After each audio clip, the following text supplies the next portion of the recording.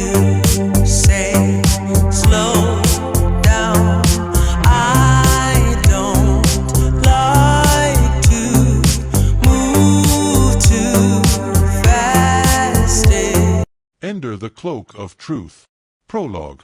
In the heart of old Barcelona, in a villa hidden by old cypresses and walls of reddish stone, lived one of the most respected and mysterious families in Spain, the de la Vega family, name spoken with admiration, but also with fear in certain circles. La Vega was not just a family, it was a legacy, a story written with blood, love, honor, and silence as heavy as lead. Mateo de la Vega, the patriarch, had once been an Iron Man, a soldier, a diplomat, and finally a bullfighter, protector of old values. His wife, Isabel, had been a devastating beauty of the Madrid theatrical scene and then the pillar of a family built on devotion and discretion. Together, they built not just a house, but a dynasty that had its own rules, some written, others transmitted through looks and silent gestures. Javier was not their only son. He was raised in this universe of rules and nobility, man raised to lead, but also to love. His heart, however, did not truly beat until the day he shouted in the street of Rome, "I love you, my rose." Bleo. This is how the story of Lia began, a girl raised in an orphanage in Romania, but with a heart bigger than all the palaces in the world. She was a genius, she was beautiful, but most importantly, she was freed, a freedom that would shake the rigid world of de la Vega and bring a new light to everyone. Years passed. Lia became the symbol of courage, of the independent press, of the love that transcends the past. She raised a daughter, Catalina, smarter, more ambitious, and perhaps even more dangerous than she had ever been. And Javier, the husband, father, and protector, remained in the shadows, loyal and strong. The de la Vega family was not perfect. It was shaken by betrayals, attacks, heavy losses. But it was never defeated. This is the story of a family that learned to live with its roots deep in tradition, but with its branches stretched towards the sky of the future. This is the story of the de la Vega. Chapter 1. The Return. In that small town, where time seemed to pass more slowly than anywhere else elsewhere, Lia was returning after 2 years of absence. Everything seemed unchanged, the old buildings with peeling plaster, the smell of fresh bread from the bakery on the corner, the children running through the alleys of the Central Park. And yet, something in the air was different. Maybe it was her. Maybe the past that still burned smolderingly in her heart. She had left for the capital with big dreams and a broken heart. Darius, the boy with the warm smile and the look that made her forget everything, had been left behind. She had left him with a, "We'll see each other again," but she knew well that such promises are not always kept.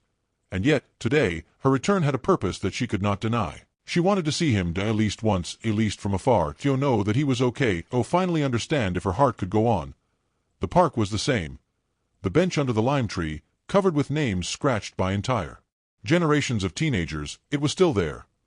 Lia remembered how, one June evening, on the same bench, Darius had asked her for the first time if she wanted to be with him. He hadn't said, "Do you want to be my girlfriend?"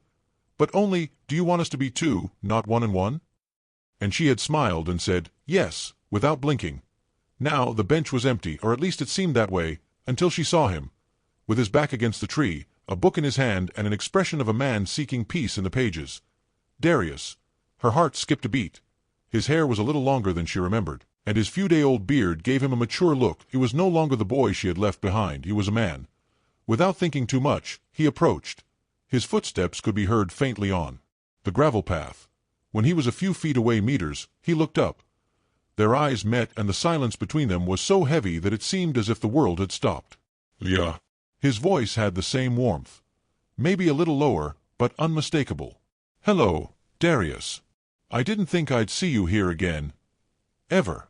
I didn't know I'd come either, but here I am." He approached their bench, looked at her for a moment, then moved his book from the empty seat, inviting her to sit down, did it with an almost imperceptible hesitation, as if his heart still didn't know if it was ready for her return. "You were gone 2 years, he said softly, looking in her face, not at her. "I needed to leave, to grow, to look for myself. And you found yourself." She smiled bitterly. "I'm still trying." Silence fell between them again, but it was a familiar silence, like an old habit. It didn't feel oppressive, just full of unspoken questions. "Did you have a good time there?" he asked, almost in a whisper. "I had good days. Some less so. But, you? How were you?" "I learned to live without you," gave the answer with his eyes closed, as if he were freeing himself from a burden. Lia felt a lump in her throat. He hadn't come here to open wounds. And yet, Every word he said woke up hers. "Darius, if I came here today, it's not just a coincidence." He looked at her directly for the first time then, and his brown eyes pierced her to the very soul. "I know. I wanted to see you.To understand if there's anything else. And I don't know." He laughed briefly. It was a bitter, tired laugh. "Then let me ask you something, Lia. Just once." She nodded her head slightly. "Say." Darius leaned slightly towards her. Not too close, but enough so that his voice was just for her. "Kiss me one last time and then look into my eyes." Lia felt the air stop around her. That moment had the weight of an end, but also the sweetness of a beginning. It wasn't just a request, it was a verdict, a last chance to feel what had once been between them. And, his heart trembling, he leaned down and touched her lips. It was a slow, melancholy, but deep kiss that contained all their tears, hopes and silences. When she pulled away, Darius gently lifted her chin with 2 fingers and sought her gaze. Their eyes met, and for a moment, nothing else existed. "That was enough," he whispered. "Now I know." "Me too, Darius. Me too." Lia and Darius walked through the silent streets of the city, in a silence that was no longer oppressive, but full of unspoken meanings. Their hands did not touch, but their bodies maintained a careful closeness, as if each step had been an unspoken question, can we still love each other? Hidden between their breaths. Arriving in front of the apartment building where he lived, Darius looked at her briefly, questioningly. "Do you want to go up?" Lia nodded without hesitation. Not because she didn't know what was coming next, but precisely because she did. Because she had silently wanted this for too long. The apartment was small, but tidy, with warm light, books on the shelves, and a blanket carelessly left on the sofa. Everything seemed to bear the imprint of the loneliness of a man who had learned to live in the absence of someone dear to him. "You've stayed the same," Lia murmured, looking around. "On the outside, maybe on the inside. I don't know." She turned to him and looked at him again, this time without fear, without walls. Darius took a step towards her, then another. He wasn't in a hurry. Time had become something secondary, useless. "Yeah, sure." "Don't say anything," she whispered, approaching. She touched his face with her palms, feeling his rough beard lightly under her fingers. His eyes looked at her intensely, with a desire that neither leaving nor time had extinguished. Their lips sought each other again, but this time without restraint. The kiss had been shy in the park, but now it was a different kiss, deep, alive, loaded with everything they hadn't allowed themselves to feel in those 2 years, a kiss that demanded answers, that said, "I was always yours, even when I wasn't with you." Darius touched her shoulders, and Lia flinched slightly. The warmth of his hands enveloped her completely, like a memory brought back to life. He pulled her toward him, their bodies aligned perfectly, and Lia's heart beat like in adolescence, chaotic, intense, true. Without words, without promises, without explanations, Darius guided her to the bedroom. Every movement was a silent confession, an acknowledgement of longing, of wounds, of love that never died. In the dim light of the room, the clothes began to fall, one by one, without haste. There was nothing hurried, just gestures that asked for confirmation. "Are you here? Are you still mine?" Every touch was a reminder of their bodies, a rediscovery, a dance in which learned steps were no longer needed. Darius's chest was warm, his heartbeat echoed in her ear. His hands traced the contours of her back, and his lips descended on her neck, leaving traces of fire and memory. Lia sighed lightly, abandoning herself completely in his arms, abandoning all fears. They loved each other with that rare fire of those who lost and found each other. It wasn't just passion, it was pain and liberation. It was, "I love you," said through every twitch, every broken breath. The long nights in which they had been apart were now dissolving, second by second, in this moment in which only skin, soul and desire mattered. When, finally, they were left just hugging, chest to chest, with their bodies still vibrating with intensity, Lia hid her face in his neck and whispered, "I don't want to leave." Darius kissed her forehead, pulling her closer. Then she didn't leave. The silence that followed was no longer heavy. It was quiet. She was home. Chapter 2. When Reality Knocks. The morning light gently penetrated through the white curtains, dancing on their skin still enveloped in the silence of a night that had seemed unreal. Lia opened her eyes slowly, as if she feared that it had all been just a dream. But Darius's arms were still around her, and his warm breath touched her shoulder. For a moment, the world was perfect.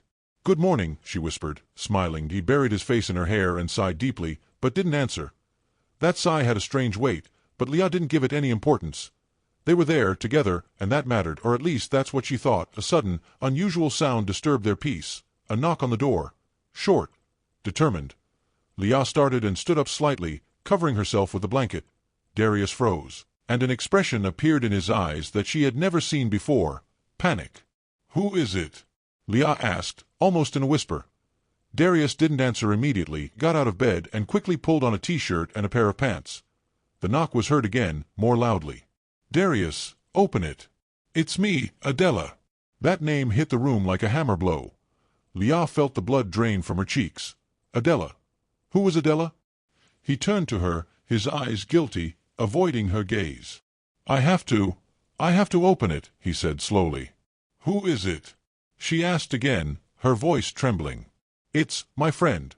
Everything in Lia stopped. The air, the heart, the thoughts. She felt like she was collapsing, but there was no time. The apartment door opened and Adela's voice rang out clearly. "Darius, seriously? Were you sleeping at this time? It's a good thing I came. I almost forgot I asked you to meet me today." Adela entered the hall, stopping suddenly when she saw the women's clothes thrown on the sofa. The silence became sharp, followed by rapid footsteps, and then Lia, coming out of the bedroom, with her soul empty and the blanket pulled over her shoulders, met Adela face to face. The woman's eyes narrowed immediately. "So, you're Lia, right?" Lia didn't answer. She felt exposed, humiliated, caught in a story that wasn't hers. Adela crossed her arms and continued, without raising her tone, and an expression appeared in his eyes that she had never seen before: panic. "Who is it?" Lia asked, almost in a whisper. Darius didn't answer immediately, got out of bed, and quickly pulled on a t-shirt and a pair of pants. The knock was heard again, more loudly. "Darius, open it. It's me, Adela." That name hit the room like a hammer blow.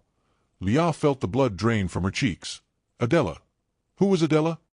He turned to her, his eyes guilty, avoiding her gaze. I have to open it," he said slowly. "Who is it?" she asked again, her voice trembling. "It's my friend." Everything in Lia stopped. The air, the heart, the thoughts. She felt like she was collapsing, but there was no time. The apartment door opened and Adela's voice rang out clearly. "Darius, seriously? Were you sleeping at this time?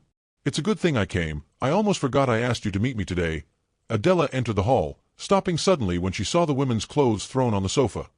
The silence became sharp, followed by rapid footsteps, and then Lia, coming out of the bedroom, with her soul empty and the blanket pulled over her shoulders, met Adela face to face. The woman's eyes narrowed immediately. "So, you're Lia, right?" Lia didn't answer. She felt exposed, humiliated, caught in a story that wasn't hers. Adela crossed her arms and continued, without raising her tone, but with icy firmness. "I suggest you get dressed and leave. You're not invited. And honestly, it's shameful." Lia swallowed hard. She quickly searched for her clothes, gathering them with trembling hands from the floor, feeling like every step was a knife in her dignity. Chapter 3. Rome. A new beginning. Rome. A dream, a promise, an escape.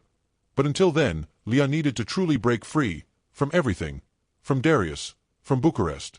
Why had she been in that love that ended in his shameful silence?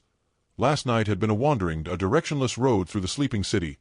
She walked alone, with her cheeks wet with tears and her thoughts tangled. She wandered through Herrestrow, under the pale lights of the streetlights, like a madwoman searching for her soul among the bare trees. She had gone through all. The stages of pain, anger, despair, humiliation, and then that sharp calm that comes when you can no longer feel anything. The morning, however, came with a decision. Clear, irrevocable. She left. The pale boy was waiting for her in front of the apartment building, clean and shining in the timid light of dawn. She was 21.4 years old and a fighting spirit. Her blue dress flowed smoothly over her slender body, like an extension of the car. Her white sneakers completed the outfit, like a manifesto of freedom. She was no longer Darius's girl. She was Lia, that's it. When she closed the door and started the engine, she felt a chapter close with a clear sound, that of a heart that, finally, stops beating for someone who doesn't deserve it. Bucharest was left behind with all its shadows. The road to Timișoara was long, but Lia was in no hurry. With the windows half open and the music muted, she crossed Romania as if it were a new country, which she was rediscovering without Darius in mind. The road snaked through the hills, and the spring fields had begun to take on color. The raw green caressed her eyes, but the pain was still there, nestled in her chest, nestled like a wounded bird. And Patesti. She stopped at a gas station and had a large, bitter coffee without sugar, just the way she liked it. She looked out the car window. pale complexion, tired eyes, but beautiful, beautiful and broken, beautiful and alive. You did well to leave, he thought to himself. You chose dignity, Lia. You chose for yourself. Then he set off again. Passing through Cebu, Celeste, Deva, with each kilometer, he felt how the wounds were settling differently. They weren't closing yet, but they weren't bleeding anymore. The road to the border was silent. The radio had gotten lost among unknown frequencies, so he put on his favorite playlist. There were songs he had loved in high school, lyrics he knew by heart, which he had sung in his dorm room in Bucharest, on evenings when he believed that true love would be simple and fair. Kiss me one last time, a phrase echoed in his mind, short, bitter, had been, yes, the last.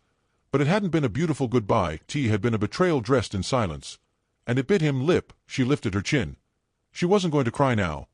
Near Timișoara, the sky was clouding over slightly. A light rain began to sweep the windshield, and the wipers were rhythmically doing their job, while Lia looked ahead, concentrated. The road was wet, but not dangerous. T was like her life now, changing, but clear. When she reached the border, she turned off the engine for a few moments. She took a deep breath, rested her forehead on the steering wheel, and closed her eyes. This is where it all ends, she whispered. Then she raised her head, smiled sincerely for the first time in many days, and passed. Italy was waiting for her. Rome, with its lively streets and its romantic chaos, would heal her heart. She would write again. She would live her youth without lumps in her throat and without people who don't know what they want. The little boy was walking faster now. It was as if he too had understood that Lia was no longer a girl waiting to be loved. She was a woman who knew how to choose herself. Rome greeted her with a gentle spring sun, the scent of jasmine floating in the air, and the discreet roar of the old city, alive, bubbling with life and stories. Lia had arrived after a long, tiring, but healing journey.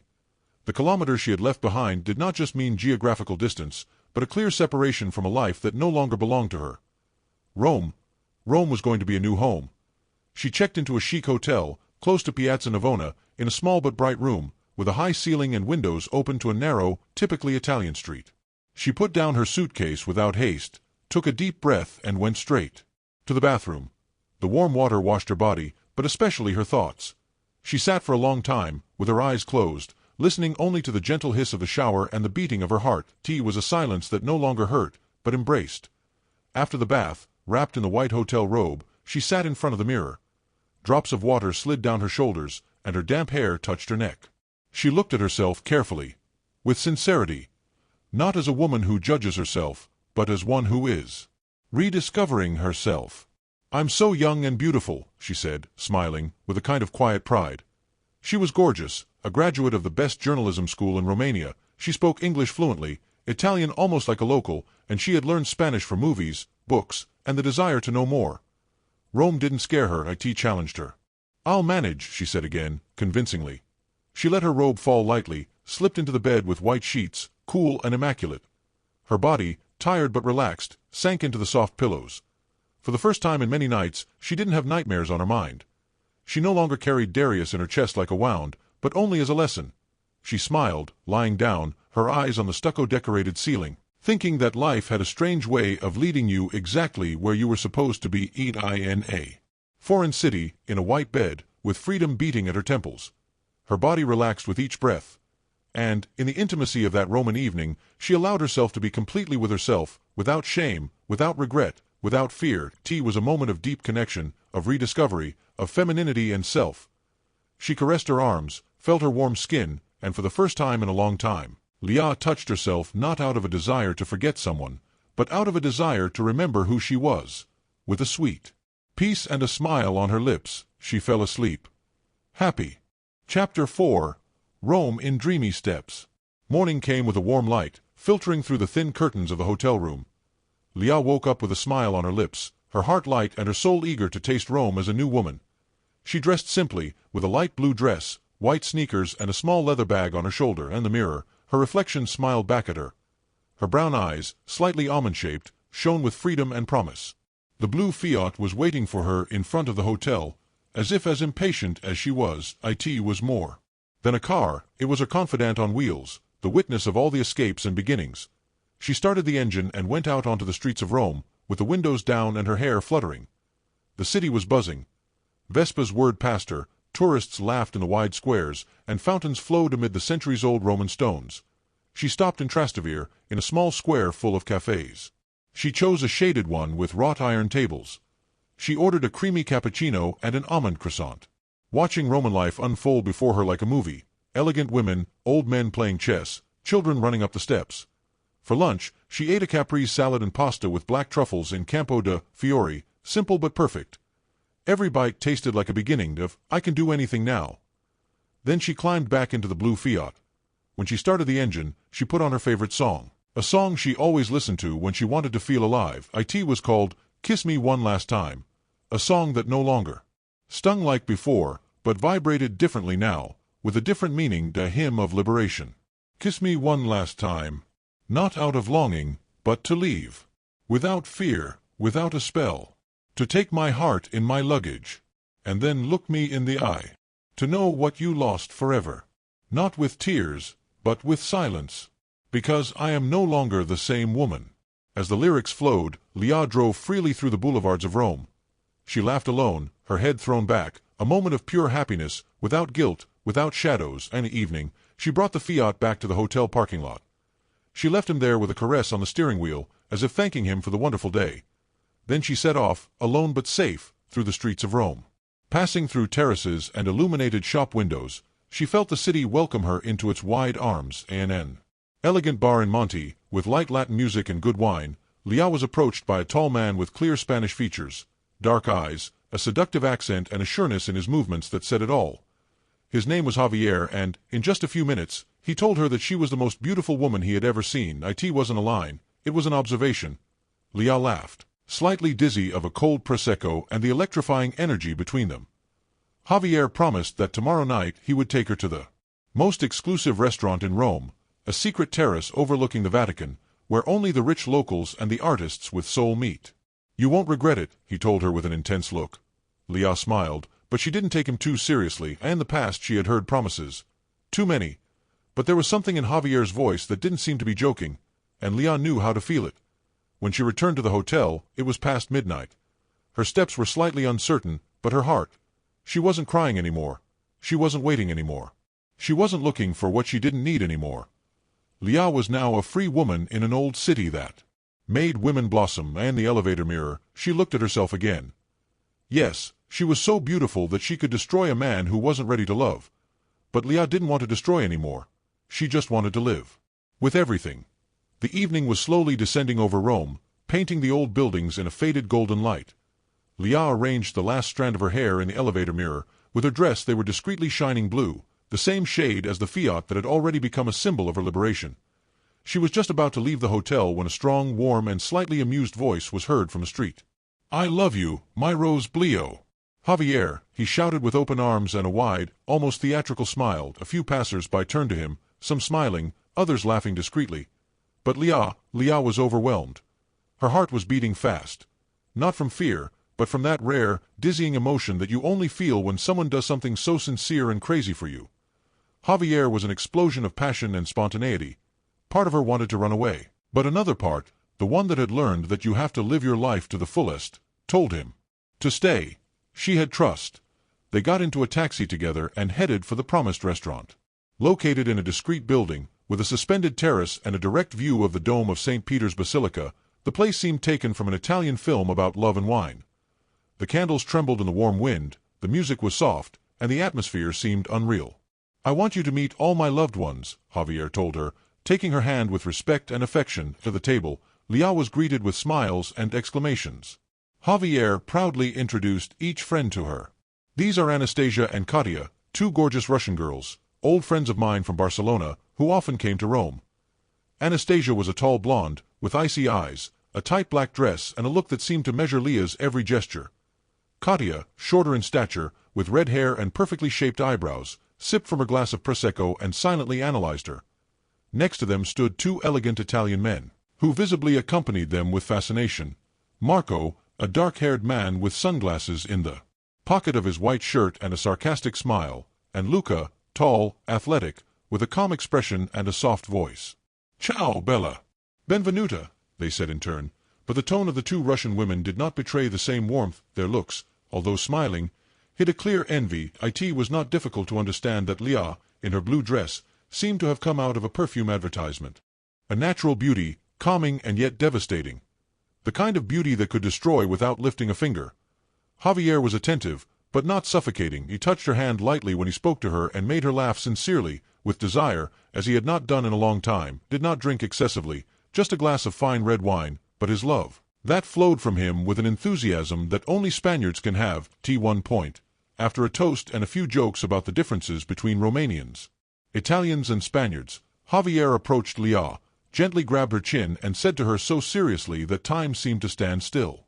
Lia, my rose Bleo, I want to take you to Barcelona, I want to marry you, I want you to be mine. Completely, a short silence fell at the table. Claudia raised an eyebrow, and Marco chuckled behind a glass of wine. But Javier wasn't joking, he had that flame in his eyes that couldn't be played with. Lia felt her stomach tighten. Part of her wanted to laugh, to say that he was crazy, that he was in a hurry, that things weren't done that way. But another, the part that had experienced Darius' pain, that had cried, alone on the streets of Rome, and that had learned to love herself, felt touched, the touch of a spontaneous love, but perhaps more real than all the calculated ones.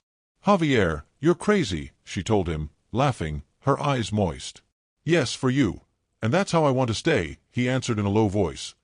Rome vibrated around them. The evening was warm, the wine red, the stars above them. And between two worlds, the past that still hurt and the future that was beginning to promise, Lia felt that she was truly living. Chapter 5. To Barcelona, with love in the blood. Morning was barely dawning in the sky of Rome when Lia got out of the hotel, with her luggage ready and her heart full. The Fiat Bleo was waiting for her obediently in front, as loyal as on the first day. When she got behind the wheel, she felt that familiar thrill, the feeling that she was leaving for something she didn't know, but that promised everything. Javier was sleeping in the right seat, his face relaxed. His lips parted and his hair tousled after a night in which love hadn't slept at all. Lia glanced at him furtively. He was handsome. Truly handsome, in a pure way, neither artificial nor studied. He had that rare mixture of masculinity and sensitivity that attracted her irresistibly. While the highway unfolded before them, Lia let her thoughts fly. Everything had happened so quickly. Was he already in love? Or had she just gotten lost in the charm of a story without rules? I don't know everything about him, she thought, while the warm wind blew through the window and the music played softly in the background. She knew that Javier was the son of a legendary bullfighter, Don Mateo de la Vega, a name known throughout Spain. He had been a soldier, a diplomat, but also a famous bullfighter in Seville, a man with hot blood and sharp honor. His mother's name was Isabel, a theater actress, with a classical beauty and a voice that made the audience instantly silent. Javier had inherited something from both of them, Don Mateo's passion and his mother's artistic refinement, moved with grace and spoke with fire. T was an irresistible mix. And Lia knew that if she went to Barcelona, it wasn't a simple trip. It was a statement, choice. The road was long, but it didn't seem to matter. Through Tuscany, then to the Côte d'Azur, Lia and Javier had they laughed, teased each other, listened to music and stopped to eat in small restaurants, with fresh fish and local wine. The blue Fiat had become their home on wheels, and love, the silent fuel that pushed them further and further. Towards evening, they stopped in Monaco. Lia had never been there before. And the city fascinated her. It was opulent, mysterious, a jewel with nerve. They checked into a small hotel, close to the port, overlooking the sea. Javier, heated by desire and emotion, kissed her without giving her time to breathe. He was crazy in love, and she felt herself melting in his arms, and their room with diffused lights. Their bodies sought each other with a hunger that burned old loves, old wounds. They touched each other like two people who knew that time is short, that the world does not forgive, and that you have to love with everything when you love.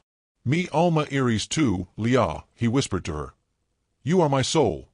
Lia felt how the walls built by Darius, by Adela, by everything that came before, were collapsing one by one. That night, in Monaco, she was not just a beautiful young woman, a journalism graduate. She was a woman in love, who finally felt seen, wanted, adored. But in the morning, while she was getting dressed in her light blue dress and tying her hair into a simple bun, Lia looked in the mirror and said to herself, "Can I live in a story without knowing where it leads?" Barcelona was waiting for her. Javier wanted her as his wife. He was tempting, dangerous, beautiful.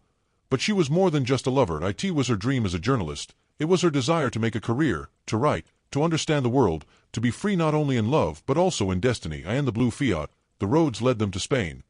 And Lia knew that once she got there, she would have to decide, continue with Javier, with their all-consuming passion, or stop everything now, while she still had the choice. The afternoon sun caressed the colorful buildings of Barcelona, and the wind coming in from the sea carried with it the scent of salt, oranges, and old Iberian stories.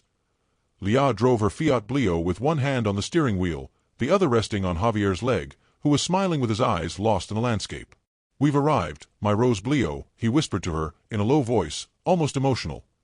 Barcelona was unlike anything Lia had seen. It was a lively city, with nerve, a combination of art, chaos, tradition, and dreams. They headed for the old neighborhood Gracia, where Javier's family lived in a villa with old stone walls, surrounded by ivy and red flowers, like frozen blood on the wall. "Mom and Dad can't wait to meet you," Javier told her, as they got out of the car. Lia's heart was beating fast. Her fingers were trembling slightly. She didn't know why, maybe from the fear of not being accepted, maybe from the fact that, for the first time, reality was starting to take shape. It wasn't just the two of them in a bubble of love anymore. Now there was also an around. Isabel, Javier's mother, greeted them at the door. She was a tall woman with regal features, her hair tied in a simple been.And white linen dress. She smiled warmly, but her brown eyes analyzed Lia with a painful fineness. "Welcome, Lia," she said, offering her a restrained hug. "My son tells me you have a beautiful heart. I hope your mind is the same." Lia replied politely, in Spanish, and Isabel raised an eyebrow, pleasantly surprised. Apparently she hadn't expected a Romanian fluent in Cervantes' language. Don Mateo appeared right after, had an impressive presence, with broad shoulders, piercing eyes, and a low voice, like an arena echo. "You are beautiful, my girl. But are you also strong? Javier needs a woman who isn't afraid of blood," he said, almost cryptically. Lia smiled. It wasn't the first time a man had tried to provoke her. "I saw my heart's blood. You don't scare me easily," she replied, and Don Mateo laughed briefly and tilted his head, a sign that he had been impressed. They ate on the terrace behind the house, under a blooming orange tree. The Vega family was sophisticated, but direct. Discussions flowed between art, bullfighting, politics, and plans for the future. "And what are you planning, Lia?" Isabel asked. "To stay here? To become Mrs. Vega?" The question took her breath away. Javier looked at her with hope, with clear love in his eyes. But a struggle was going on in Lia. Did she love? Yes. Javier was unique. But he had already given up Bucharest, journalism, her dreams, and now he had to give up freedom too? After dinner, she retired to the guest room. Javier wanted to sleep with her, but Lia needed space. She sat by the window, a glass of white wine in her hand, looking at the stars above Barcelona. She felt like she was trapped in a story written by someone else. Everything was perfect: love, his family, the city. And yet, where was she in all of this? She didn't just want to be adored. She wanted to build, remain herself. Can I love someone and still not choose that life? She wondered. Javier entered the room later. Silently, he sat next to her. "You are far away in thought," he said. "I am close to me," Lia answered. They sat like that, without speaking, until late at night. Chapter 6. An Unexpected Sister. Barcelona was vibrating under the gentle rays of the spring sun, and Lia was walking alongside Javier on La Rambla, that famous boulevard, alive like a theater stage in full performance. The smell of flowers, roasted chestnuts, sweet perfumes, and sea salt floated in the air, mixed with laughter, guitar chords, and Spanish spoken with passion. Javier held her hand in his, and Lia was wearing a light white linen dress that fluttered with every breeze. They stopped to look at the traveling painters, and one of them captured Lia's face in a few quick lines, sketching an untouchable beauty, with large eyes and a slightly ironic smile. "You are a muse," the old painter had told her, and Javier had paid him generously, proud of the treasure he held in his hand. They then went down to Port Vel, where the sea shone like a mirror of another world. They sat on the terrace of a restaurant on the cliff and ordered mariscos, fresh seafood, calamari, paella, tortilla de camarones, and perfectly chilled white wine. Lia was laughing, her fingers full of lemon juice and clams, feeling more alive than ever. "I don't remember ever being so relaxed," she said, looking at the waves. "Because there was no sun before me," Javier laughed, and Lia playfully patted his hand. The day passed like a dream. They walked, took pictures, kissed in public places without any embarrassment, and got lost in the narrow streets of the Gothic quarter, until the sky turned red and the city was dressed in evening lights. Late in the evening, when they entered the de la Vega family villa, a cheerful female voice was heard from the living room. "Javi, mi hermano guapo." Lia stopped in her tracks, and in the doorway of the living room appeared Maria, Javier's younger sister. She had a stunning beauty, olive skin, long black hair like a raven's feather, almond-shaped green eyes, and a figure that seemed drawn from a Goya painting. She was dressed casually, in a flowing orange dress, and behind her stood Gerardo, her English lover, a tall man with elegant features and a warm smile. "Tu debes ser Lia," said Maria, approaching her with small steps, almost dancing. "I waited for you. Javier only spoke about you." Lia smiled in surprise, but before she could say anything, Maria hugged her tightly, as if they had known each other for a lifetime. "Now I have a sister," she said excitedly. "I've wanted one all my life. And God sent her to me in perfect shape." Lia laughed, embarrassed but warm. There was sincerity in Maria's eyes. She had an energy that melted away any trace of reserve. They immediately started talking about everything, about clothes, travels, failed love stories, about London, about Rome, about paella, and about the wines of Majorca. Javier and Gerardo withdrew, leaving the two of them to talk. When bedtime came, Maria pulled Lia into an artistically decorated room, full of colorful pillows and the scent of lavender. "Promise me you won't leave too soon, that I love being a sister too much." Lia looked at her with emotion. There was something about this family, in their way of feeling, of loving, of welcoming people, that slowly won her over. That night, Lia fell asleep with a smile on her face. She wasn't sure yet if her future was here, but she felt that she was in the right place, with the right people. And sometimes, that was more important than any rational decision. Mornings in Barcelona had a special scent. It was as if the city breathed art and love with every tick of the clock. Lia woke up in a room flooded with warm light, with sounds from La Rambla floating in the air, guitar, laughter, voices in Spanish that flowed smoothly, like poetry, and the kitchen. She found Maria preparing coffee in a copper kettle and humming an old song, with that Andalusian accent that Lia found delightful. "Buenos dias, Hermana," Maria said, handing him a cup. "Buenos dias, the sister I didn't know I wanted," Lia replied with a smile. After breakfast, the two dressed casually, Lia in a light cream jumpsuit and low sandals, Maria in a long white cotton dress, and set out to explore the city. Without Javier, without Gerardo. Just the two of them and Barcelona. They started with Park Güell, where they laughed like teenagers in front of the colorful mosaics and the symbolic lizard. Maria told him about Gaudi, but also about her childhood, about how she had always been the dreamy girl of the family, in contrast to Javier, the responsible boy. "I'll tell you a secret, Lia," said Maria as they sat on the wavy bench at the top of the park, from where the city seemed painted in pastels. "Javier has always been serious with everyone, but with you it's different. He's childish, he laughs, he gets lost. It's like you brought out a part of him that he was hiding." Lia remained silent. She knew what he wanted to say. She felt that change too. But a question kept circling her. "And if I get lost? What if this love makes me forget who I am?" Maria turned to her with a gentle look. "Then it's not true love. Love that demands you give up on yourself is not love, it's a trap. But love that lets you grow, even far away from it, that's worth it." They then went down to El Born, visited the Picasso Museum, had lunch on a terrace hidden between old buildings, where they shared a plate of tapas and sangria with ice and oranges. They laughed, talked about men, but also about careers, dreams, and desires. "What do you miss most about Romania?" asked Maria. "The autumn air of Bucharest, and my college friends.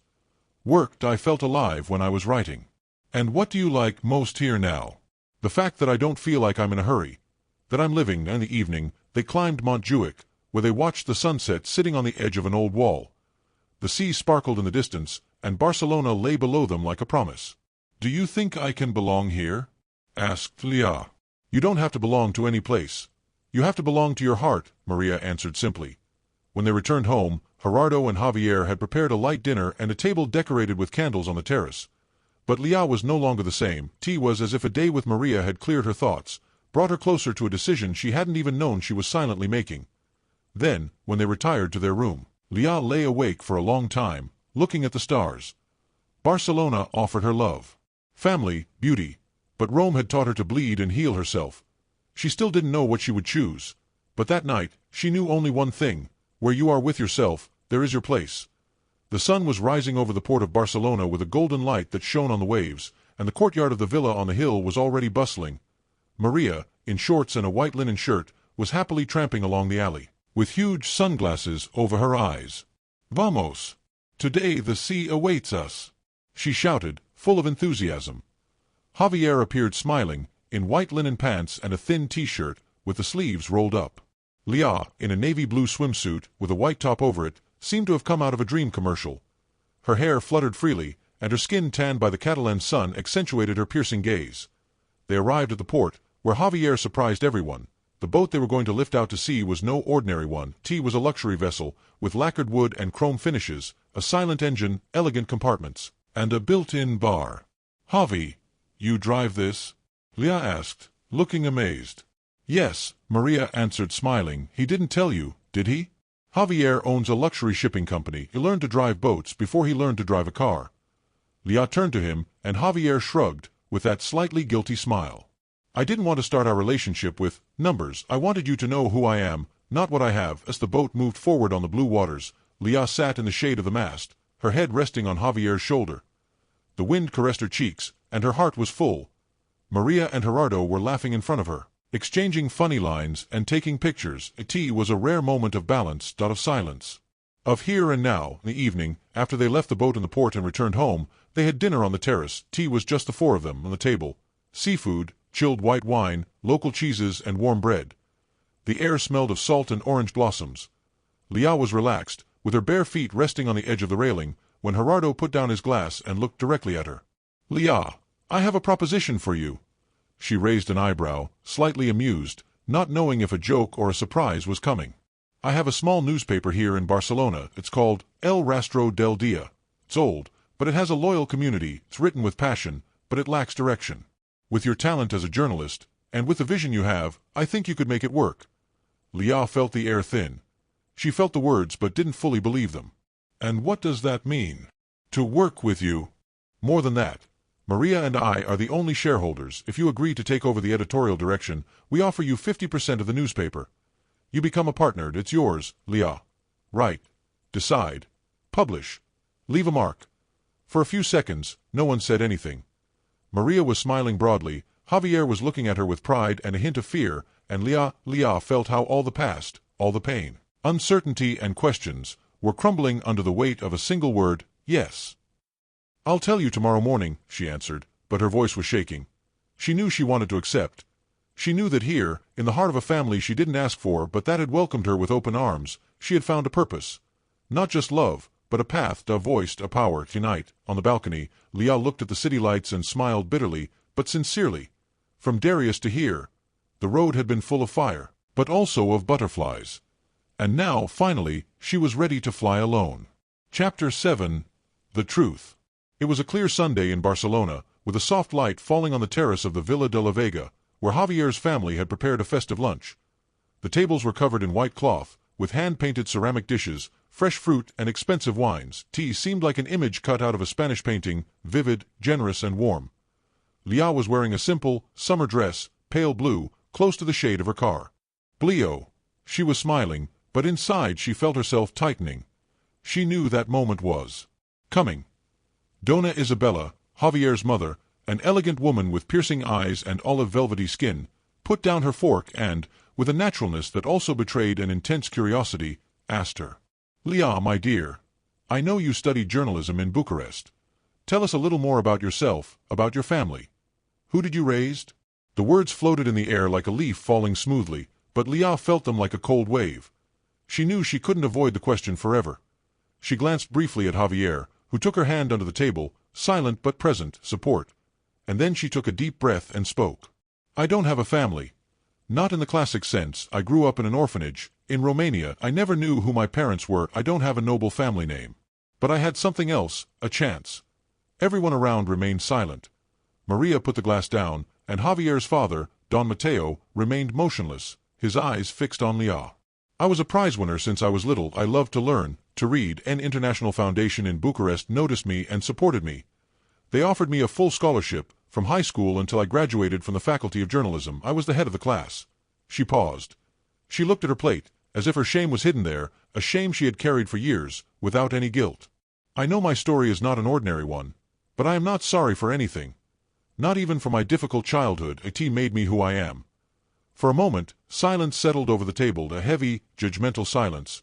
But then, surprisingly, Don Mateo was the first to speak. "You said you didn't have a family, but you became one, for you. And maybe for Javier too." Maria got up and came to her side, took her hand and said, "I said from day one, you are my sister. Now, even more so. Dona Isabella, who seemed the hardest to impress, smiled slightly. T was a discreet, but sincere smile. You have courage, child. Courage and intelligence, and this house. It's not blood that decides who is family, it's loyalty. Lia felt her eyes fill with tears. She didn't cry, but everyone understood. She was accepted. With all her past, and the evening, in her room, Lia sat on the balcony, looking at the stars. She couldn't sleep. She was reliving every word, every look, every hesitation from the day. Javier came to her side, wearing a white shirt and her hair slightly ruffled by the evening wind, put a blanket over her shoulders and said, simply, "You were incredible. You have no idea how much I admire you." Lia leaned against his chest and closed her eyes. "I was afraid that he would only see me as the orphan girl. You're wrong. I see you as the woman who conquered everything, and who taught me what it means to choose to love, not just to receive love.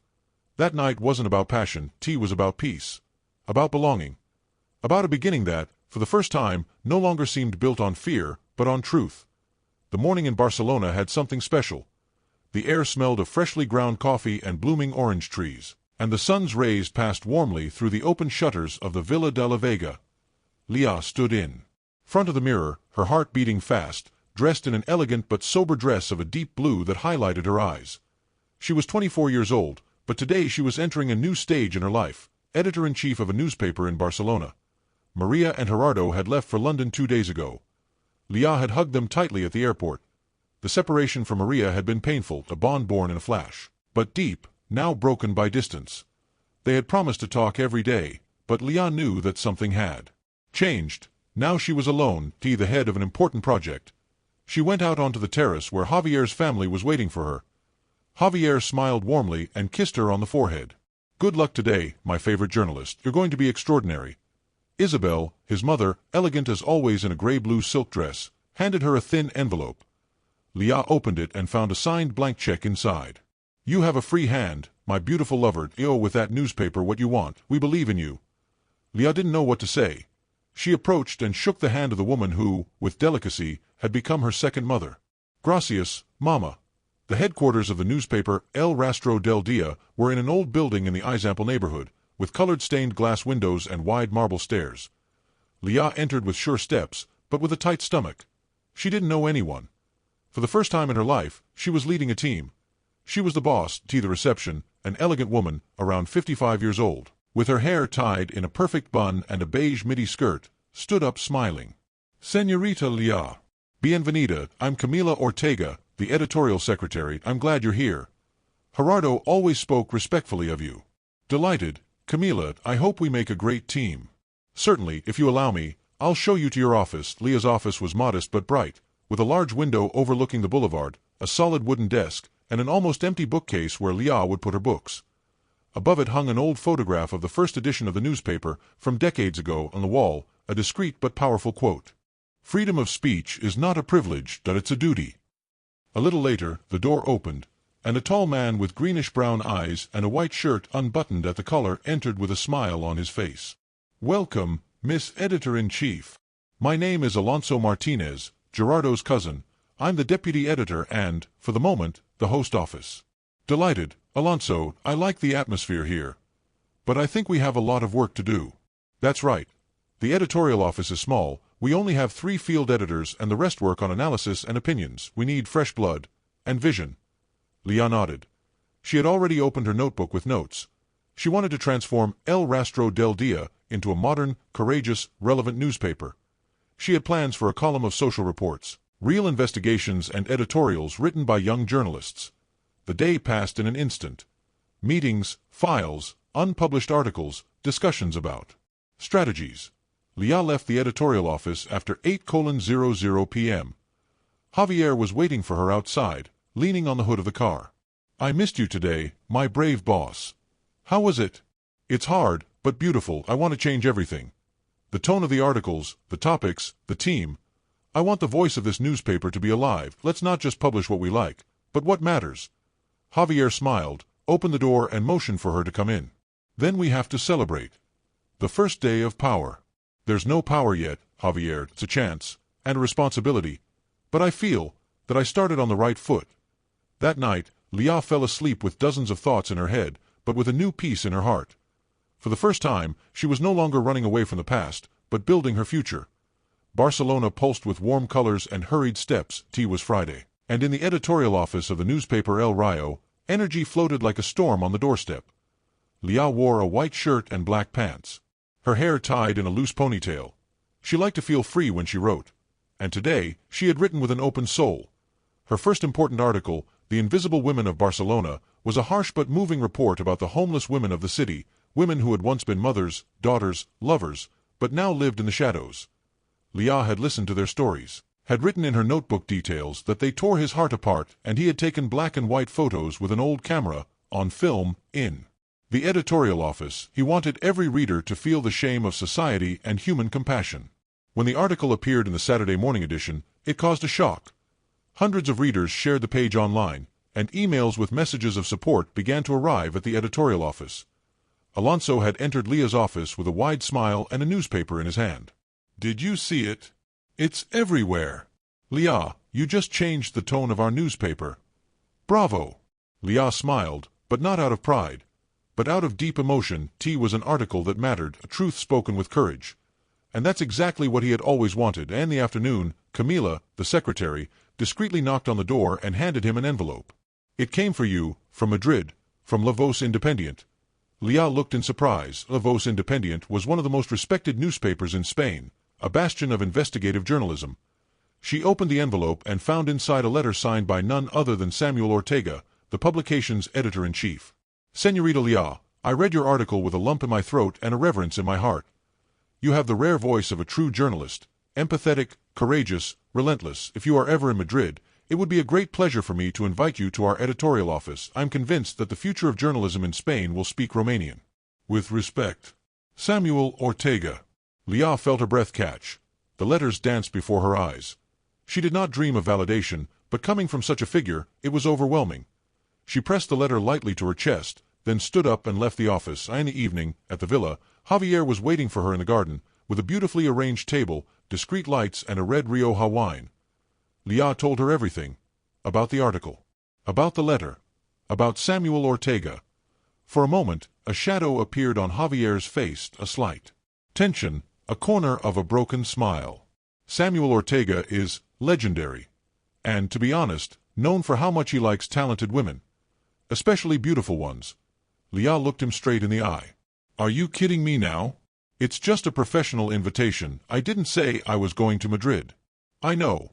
But it's hard not to be jealous. You have everyone at your feet, Lia. Sometimes I wonder if you're only mine."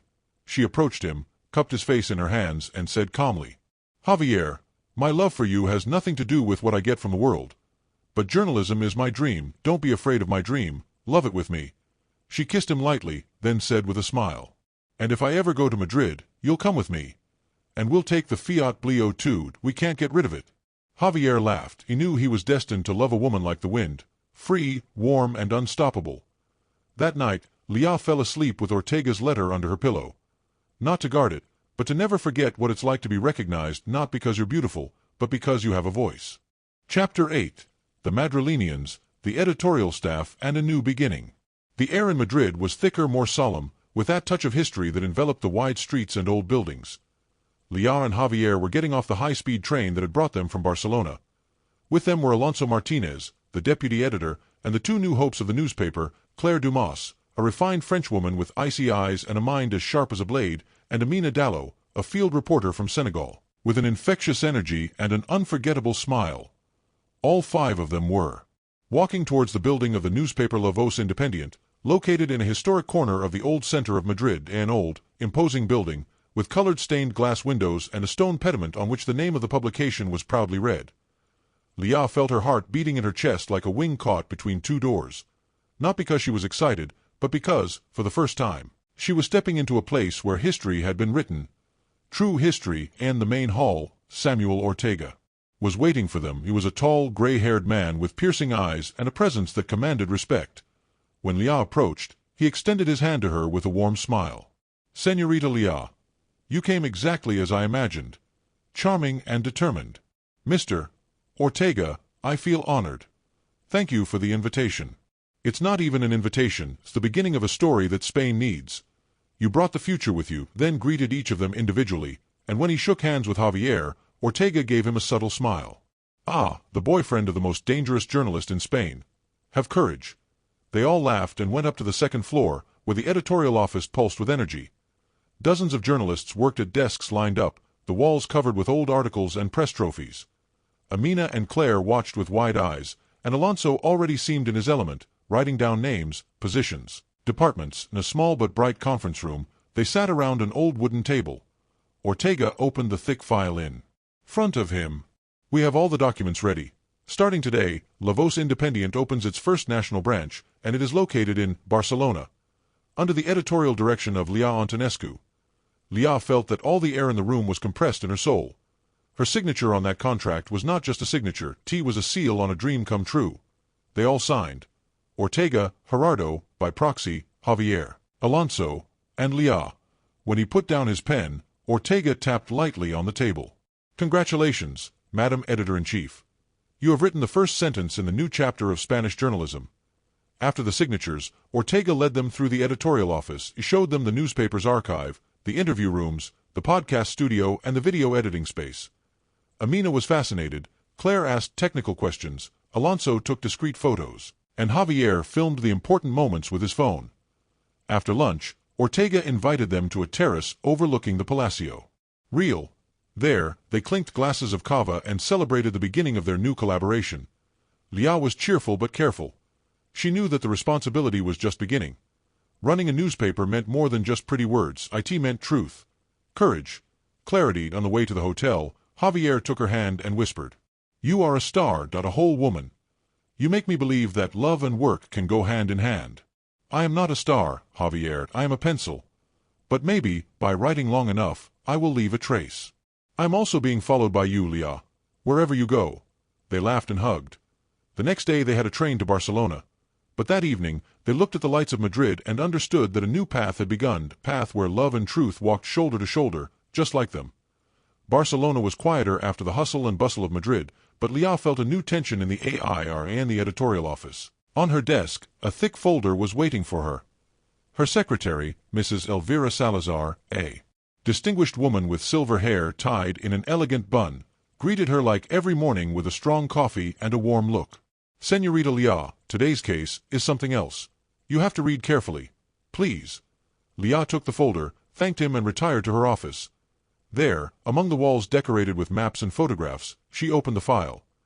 The first pages spoke of a large construction company involved in a series of suspicious public tenders, in collaboration with the town hall of a small town near Tarragona.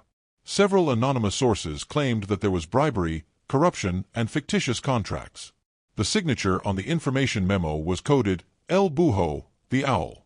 Lia felt her journalistic instincts start. It was a difficult case, potentially dangerous, but also the first real chance to prove her worth.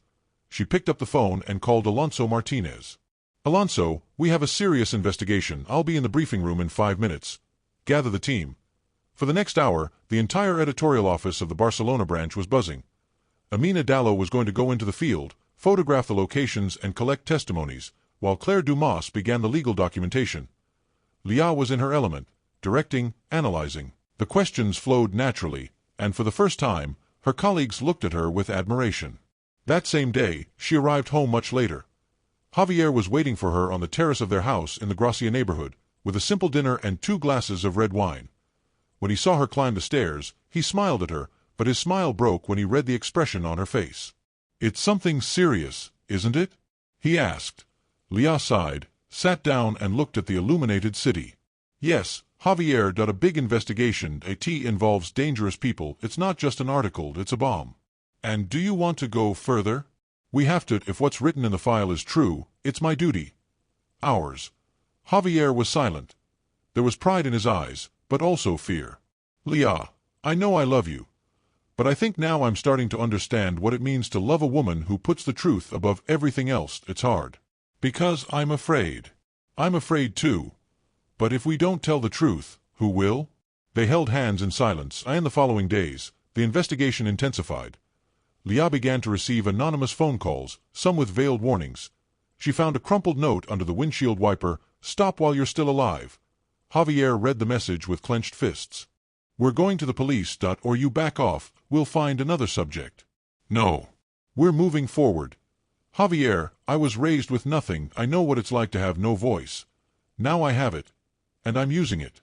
Then we'll move forward together. But I promise I won't leave you alone for a second. T. The end of the week, Lia published the first article in the investigative series. The title was Courageous. The Silence of the Cement, How Corruption is Built in Catalonia. The article was picked up by several regional publications. La Voz Independiente, the Barcelona edition, was becoming a powerful voice. Samuel Ortega called her personally. Congratulations, Lia, you've given a lesson in courage. Not everyone would have gone all the way. Thank you, Mr. Ortega. This is just the beginning. We still have a lot to say. And the evening, Lia and Javier were sitting on the same balcony, where just a few days ago she had told him she was afraid. Now they were both smiling. So, you're the boyfriend of a courageous journalist. No, I am the lover of an extraordinary woman, who writes, loves, and changes the world. And, most importantly, she is mine. Lia laughed and kissed him. Then let's start with this world. Ours. The days that followed brought Lia an avalanche of information, but also an increasingly pressing pressure. The investigation into corruption in construction was becoming deeper and more risky, and the editorial office in Barcelona, everyone felt the tension, unusual phone calls, suspicious looks on the street, encrypted messages. One afternoon, while she was reviewing the final article for the next edition, Lia received a message on her phone, without a number. I want to talk to you and why life depends on it. I'll wait for you in Ciutadella Park, by the artesian fountain, at 6 p.m. Her heart pounded. She knew she couldn't ignore such a call. She decided to go alone, ready to face the truth. The Ciutadella Park was a place full of people, but there was a strange silence at the artesian fountain. Lia noticed a tall man with sunglasses who seemed to be looking around with fear. When she got close to him, he motioned for her to come closer. I'm Marco. I worked in that company. I know a lot about the fake contracts, about who pulls the strings. But I'm afraid. They told me to keep quiet, but I can't. If I don't speak, I'll be destroyed. Lia listened carefully, taking mental notes. He was a key witness, an insider with valuable information. But the risks were enormous. I have to protect you. Stay hidden. Don't talk to anyone but me. I promise I won't leave you alone. Marco looked her in the eyes and said in a trembling voice, I trust you. Help me stop them.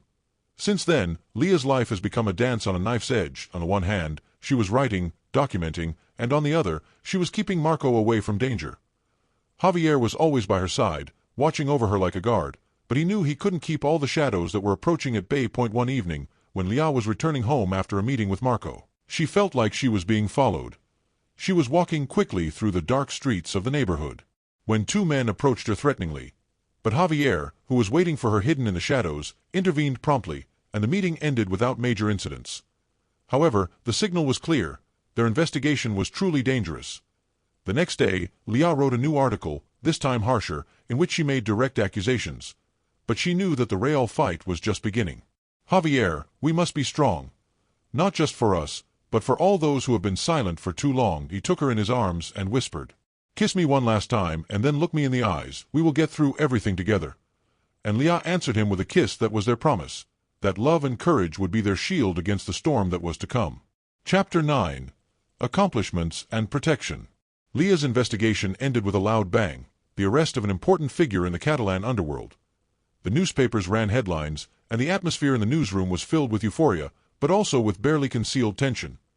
Javier, aware of the growing danger, hired a private detective to be with Lia every minute.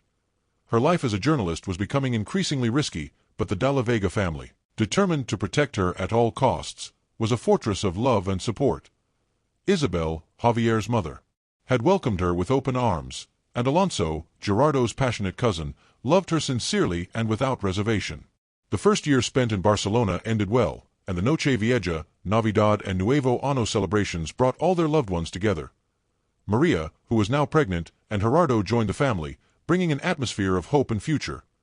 During a special evening, Maria and Gerardo handed Lia an unexpected gift, 50% of the shares the newspaper, along with the impressive sum of 250,000 euros, representing half of last year's profit. Lia was amazed, asking where this money came from. Alonso Martinez, Gerardo's cousin and deputy editor, explained with a smile. The money comes from collaborations with important television stations in Spain and from advertisements contracted in the newspaper. You did an excellent job, Lia. Now, the newspaper is even stronger because of you. Lia felt a strong wave of gratitude and responsibility. It was not only a professional achievement, but also a confirmation that her choice to fight for the truth was the right one. Around her, family, love and support gave her the strength to continue. She knew that the challenges would continue, but now she also had an invincible shield. People who loved her and defended her with all their being. It was a warm January morning, and the sun in the Barcelona sky seemed to announce the beginning of a new chapter. And the de la Vega family villa, the smell of fresh coffee, oranges and toast hung in the air, while Lia and Javier sat on the large terrace, looking at the sea. He held her hand, and for several minutes neither of them had said anything. Just the warm silence between two people who love each other. Lia Javier began, looking into her eyes. Yes. I want to ask you something, but not just because I love you, but because my life no longer makes sense without you. Did you want to marry me? Officially. With our family by our side, with smiles, with vows, with everything you dreamed of? Lia smiled broadly, and her eyes filled with tears. Yes, Javier. Yes. Around noon, in the main living room of the villa, the family gathered. Isabel and Mateo, Maria and Gerardo, even Alonso Martinez. Everyone knew that something important was coming, and Javier, emotional but firm, stood up and said, "We have decided. Lia and I are getting married, and you will all be there with us." The joy exploded like an impromptu party. Maria jumped off the couch and hugged Lia with tears in her eyes. Isabel came and took Lia's hands in hers. "I knew from the first day that you would be part of our family, my love. And today, finally, my heart is at peace." "When?" Gerardo asked, laughing. "Just tell us when, and we'll take care of everything." They started discussing ideas, a ceremony on the beach, maybe in Sitges, or in an old Catalan mansion, or even in the garden of the Villa de la Vega. By the end of the day, they had settled on May 12, in the garden of the house, surrounded by olive trees, warm lights, and dear friends. In the evening, Lia and Javier were left alone again on the terrace. He grabbed her by the waist and kissed her on the shoulder. "Kiss me one last time. As a fiancé," he joked. "And then look me in the eyes, because I will love you for the rest of my life." Lia smiled. It wasn't just a promise, it was the beginning of a life. On Christmas Eve, the festive silence was interrupted by the ringing of the telephone. Lia, surprised, answered. On the other end of the line was Samuel Ortega, the editor-in-chief of La Voz Independiente in Madrid. "Lia, I'm sorry to bother you this evening, but something urgent has come up. I've received information about a possible corruption case in the Barcelona prosecutor's office. It concerns prosecutor Carlos Herrera, who is allegedly involved in illegal activities with two businessmen, Luca Moretti and his wife, Anastasia Ivanova." Lia felt her heart beat faster. She knew Luca and Anastasia. She had met them at a restaurant in Rome, on her first official meeting with Javier. "Samuel, are you sure? Luca and Anastasia are close friends of Javier." "I know, Lia, but the information is serious. The file was faxed to your office. We need to start the investigation as soon as possible." Lia went to the office immediately. The file contained details of suspicious bank transfers and links between Prosecutor Herrera and the Moretti-Ivanova couple. The next morning, Lia presented the file to Javier and Don Mateo, his father. "Anastasia, drug dealer?"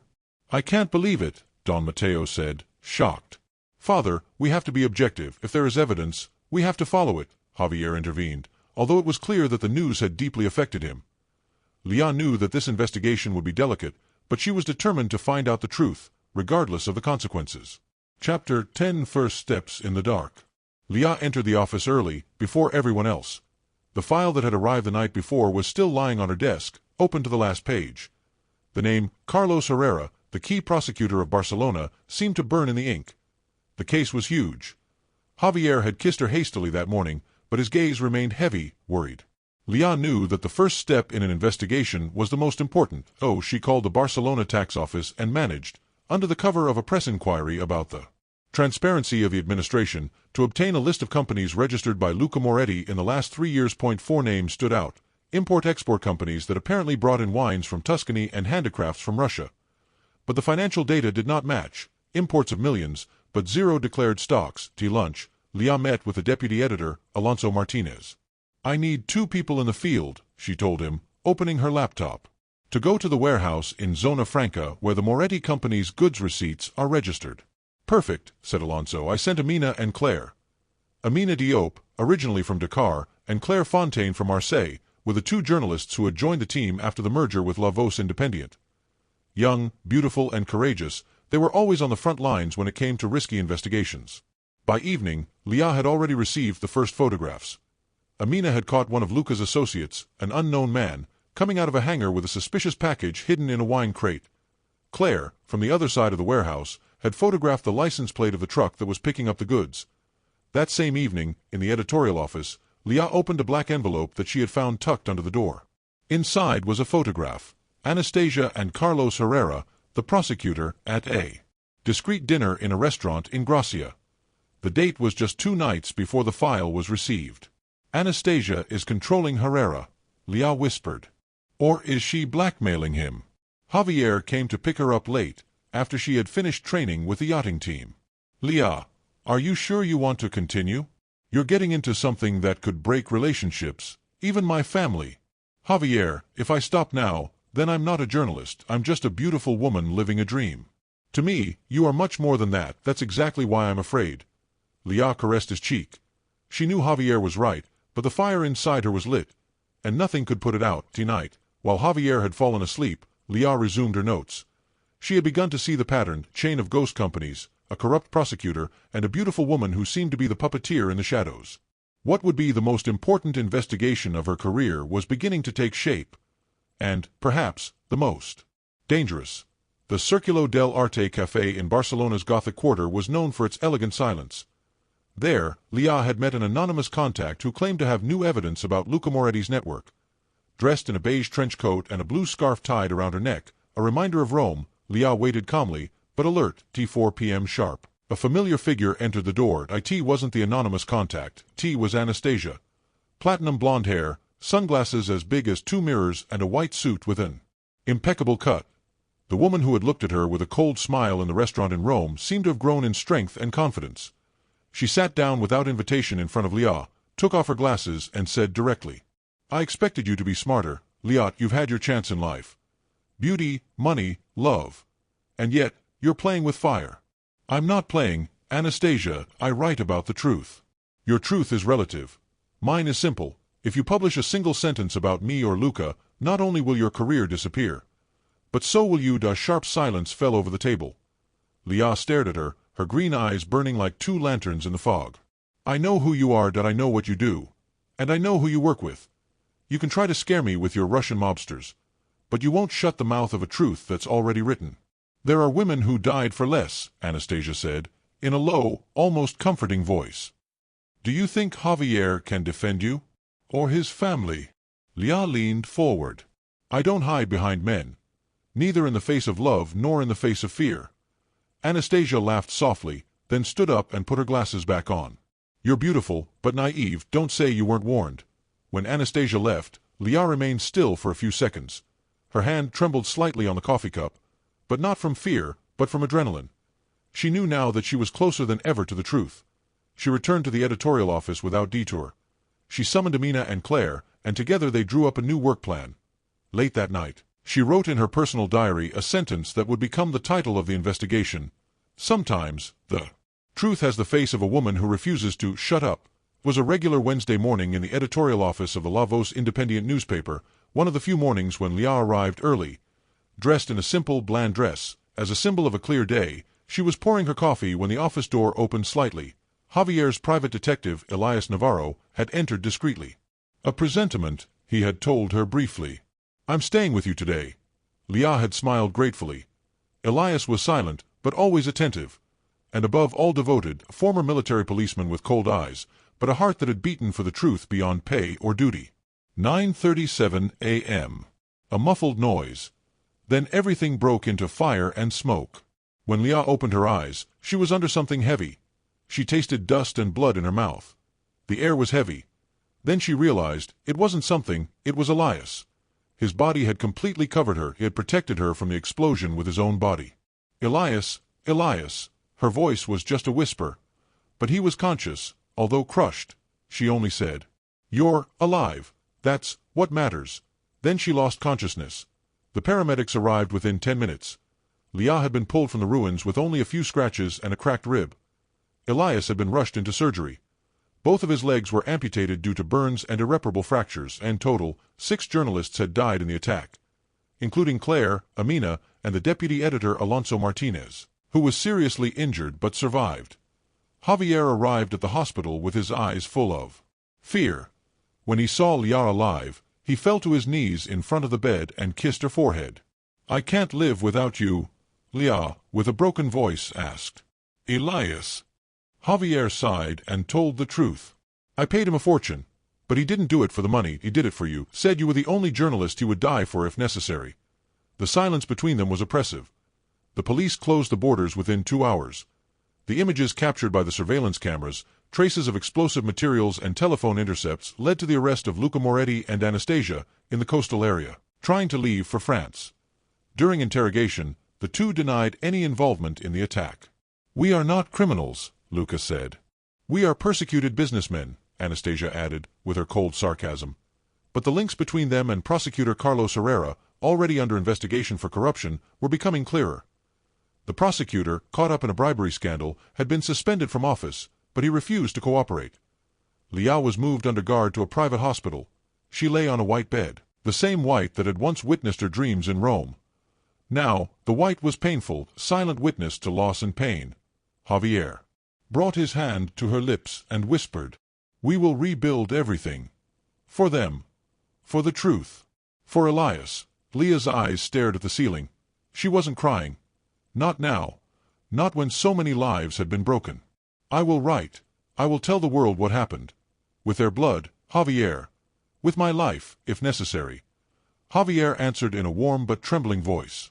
"I promise you will be safe as long as I breathe. I will not touch you." But Lia knew the truth. When you write against evil, there is no safety. There is only the choice to move forward. The day of the funeral arrived cold and with a heavy sky. Barcelona had never been so quiet for Lia. The bells of the 7 churches rang simultaneously at 11:00, marking the beginning of the farewell ceremony for the 11 journalists lost in the attack on La Voz Independent. Lia wore a simple black dress, her hair tied back. Every step towards the church of Santa Maria del Mar was a wound. Every look directed at her was a burden. But she did not stop. She had to be there. She had to accompany them on their last journey. Javier told her he held her hand tightly.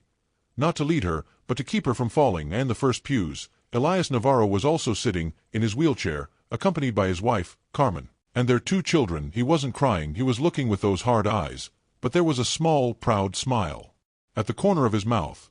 When Lia passed him, he nodded. That was enough. One man and a promise fulfilled. Mom, there's the journalist lady," Elias's son said, pointing at her with his finger. Carmen smiled and said softly, "Yes, love, she's the woman for whom Daddy became a hero." After work, Lia returned to the newsroom, or rather, to what was left of her. The building had been devastated. The walls were black, the furniture destroyed, and the smell of burning still hung in the air. But there, in the ruins, the reconstruction began. "We will raise it from the ashes," she told the architects and construction team. "It will be a modern editorial office, but with the soul of the old newspaper." Isabel, Javier's mother, came personally with the plans and placed a check for 500,000 euros on the new table, saying, "For truth, for courage, for all of you." Javier added another 300,000 from his personal funds, and Maria, who was in London, sent a handwritten letter. Lia raised the newspaper like a flag. Where words have died, make them come back to life. 2 weeks later, Elias was discharged. He now lived in an apartment adapted for a wheelchair, and the Della Vega family had offered him permanent financial support. Javier told him, "Your children will go to the best schools. The house is yours, and you are part of our family." Elias smiled broadly. It asked for nothing, it expected nothing, but he had received everything that mattered. "You know," he said at the first meeting with Lia after his discharge, "that I would not change anything. The fact that you breathe makes everything bearable." Lia burst into tears. "I will also write about you, Elias. Not as a hero, but as the friend who chose to believe in a man." A month after the tragedy, the new editorial office opened. The door had a quote chosen by Lia engraved in the glass. "Words can be cut, but the truth never dies." The newspaper was renamed La Voz Phoenix, the voice that is reborn from the fire. And Lia stepped into the new editor-in-chief's office for the first time. Alone, but not alone. She felt everyone's presence and the pen she held in her hand and every new page and every sound of the keyboard. For the first time in many months, she closed her eyes and took a deep breath. "I'm ready," she whispered. Chapter 11, The Visit. It was a morning with gentle sunshine over Barcelona and the new office of the newspaper La Voz Phoenix. Lia was drinking her coffee looking out the wide window at the still sleeping streets. She felt that the silence was deceptive, a brief pause before a new storm. The phone vibrated. Short, cold message came on the secure line from Samuel Ortega. See you, Prosecutor Emilio Rivas. Don't ask questions, he knows more than everyone else put together. Exactly an hour later, a tall man with gray hair and eyes hidden behind thick glasses entered Lia's office. He was wearing a dark gray suit and an expressionless face. Señorita Lia, I am Prosecutor Emilio Rivas, seconded from The Hague. I deal with international organized crime networks. You have exactly the profile of a journalist that I need. No one bought you and no one scared you. Lia remained silent. Then he nodded and closed the door. Emilio placed a leather briefcase on the desk and took out 3 thick, classified files. Point 1 had large writing. Operación Cartel Blanco, Connections Russia-Spain Netherlands. The second, Luca M. File, Multiple Identity, Accounts in Cyprus, Dubai and Singapore. And the third made Lia hold her breath. Anastasia M. Operative Agent. Connections with the Russian Mafia, Political Protection in Eastern Europe, International Trafficking. It's not just a story about money and drugs, said the prosecutor. It's a network.An octopus that infiltrated the institutions. Prosecutor Carlos Herrera was just a pawn. Lia opened one of the files. Photos, wiretaps, bank statements, images from Dubai, Geneva, Ibiza, an indictment ready to explode. What do you want from me? Lia asked. To publish, but strategically, release controlled fragments, to attract reactions. Then come to Madrid. We need your newspaper as a partner in an undercover investigation. You know that my life is in danger, right? Lia asked, looking him straight in the eyes. I know, Emilio answered. But I swear the truth is worth it. And you are not alone. We have people, we have a network. After the prosecutor left, Lia was left alone in the office with the documents in front of her. Her personal phone vibrated. Message from Javier. I love you. Don't let the darkness put out your light. Lia smiled bitterly. She knew the war was just beginning, and she was ready. Monday morning, 5:42 a.m. The La Voz Phoenix editorial office was plunged into semi-darkness, lit only by the screens of the editors working on the special digital edition. Lia, with her hair loosely tied and eyes red with fatigue, had personally made sure that every comma in the article was correct, every name checked, every document confirmed. She was putting her signature on an explosive material that was about to shake Spain. The title was simple but sharp. The Network of Silence, Corruption, Trafficking and Dirty Money in the Heart of Barcelona. The subtitle left little room for interpretation. Prosecutor Carlos Herrera, the couple Luca and Anastasia M., and their dangerous connections with the underworld and shadow politics. At 6 a.m. sharp, the article was published. The first reactions were almost silent. Then, like a flame extinguished with gasoline, everything exploded. News channels were taking over the information in a loop. Foreign investigative websites were demanding the full translation of the article. Social networks were filled with hashtags. Hashtag Network of Silence, hashtag Corruption within Interior, hashtag Vocia Phoenix Sului. At 8:30, Lia received an encrypted call from Samuel Ortega. You have stirred up the hornet's nest. There are movements in Madrid and in the Superior Council of Magistracy. Continue. But be careful, Lia. From now on you are in everyone's sights. At 10:00, the government issued a dry statement. Any possible deviation from the law in the case mentioned by the press is being investigated urgently. Nothing concrete. Nothing firm. Noon, in Catalunya Square, young people began to gather. They carried signs with the name of the newspaper and Lia's stylized portrait, with the words, "Her voice is ours." In the newsroom, Alonso Martinez looked at Lia with a pride that was hard to hide. You made history today. You know that, right? I just know that I have to finish what I started, she said, looking at the laptop screen. Part 2 was coming. The part that linked the network of European funds, money laundering through shell companies, and a big name in the Spanish Senate. In the evening, in the de la Vega family villa, Javier was watching the news with Isabel and Mateo. His mother stood up, put a hand on his shoulder and said, Lia is no longer just your girlfriend. She is the voice of courage. And you, Javier, you have to be strong for both of us. Javier nodded, filled with deep pride and a heavy anxiety. He knew that hard days were coming. Lia returned late to their apartment. She said nothing. She stood for a few minutes looking at Barcelona from the 7th floor, then turned to Javier and said, The real fire is coming. I am burning with you too, he answered. And they held hands, looking at the city lit up in the night of the beginning of a revolution. Tea was past midnight when Lia, alone in her office in the editorial office, she sipped her bitter tea and reread the file she had received from the mysterious prosecutor. Among the documents with official initials, tax reports, and intercepted conversations, a name appeared obsessively: Alianza Azul, a discreet but influential group, active since the 90s Old Alliance. Structure in which political, financial, and even diplomatic interests intertwined, name that the press had not uttered in over 20 years. With eyes clouded with fatigue, Lia pressed the Enter key and launched a search in the newspaper's digital archives. Alianza Azul had been last mentioned in an article written in 2001 by a journalist named Ignacio Rios, who had disappeared, officially, went on vacation to Africa and never returned. The next day, Lia met with Alonso Martinez in the newsroom. She showed him the evidence. If it's true, then Luca and Anastasia are just the tip of the iceberg. Exactly. They are just pawns. Behind them are people who control ports, energy companies, and media networks, including news channels. At that moment, Javier entered the office. It was clear to him that Lia was heading towards a new level of risk. We have to protect your sources, your phones, everything. From now on you play in a different league. The next day, Lia received an unexpected visitor, Eduardo Galvan, former interior minister, retired for several years and now considered a forgotten man on the scene. Eduardo, a sober man with a hard look and a sharp intelligence, sat in front of her with the file of an unfinished investigation. You have touched something that we abandoned years ago. But the truth is there. The Blue Alliance is still alive, and it controls more than you can imagine. They will make your life hell. If you have courage, you have the truth. If you hold on tight, governments can fall. Lia stood up. She looked at the city from the office window, the same city where she had experienced love, assassination, rebirth, and she said, more to herself, I didn't come this far to close my eyes now. Midnight, in the silent editorial office, on the laptop screen, the title of the next article already appeared. Blue Alliance, the corruption mechanism that suffocated Spain in silence.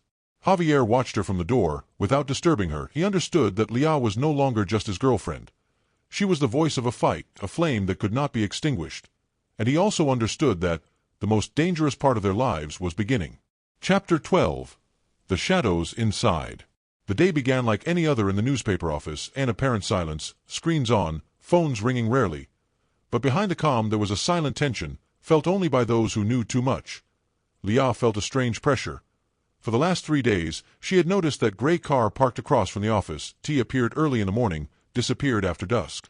There were always other people driving. It didn't look like the police point one morning, when she got out of the Fiat Bleo, an unknown man with smoked glasses approached her and asked her, in Spanish with a Slavic accent, Señorita Lia, you need real protection.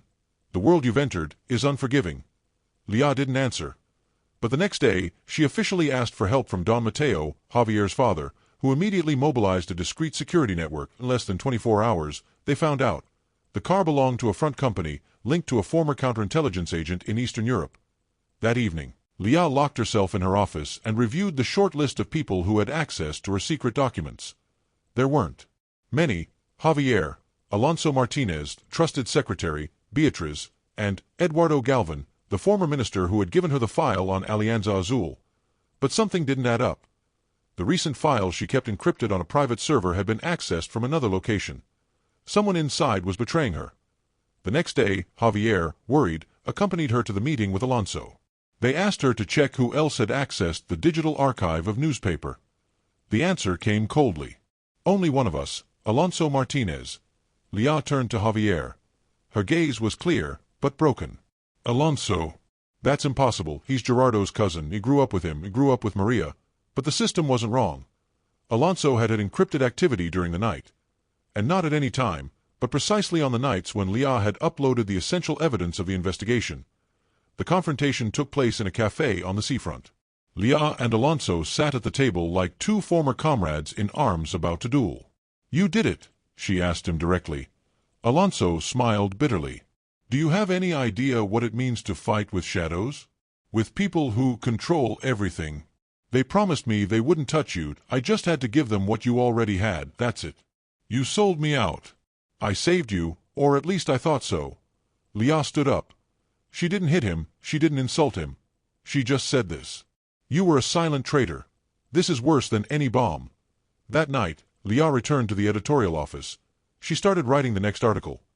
This time, the name in the title wasn't just about corrupt politicians or luxury mafias. It was about betrayal from within. The truth doesn't hurt. Betrayal, yes.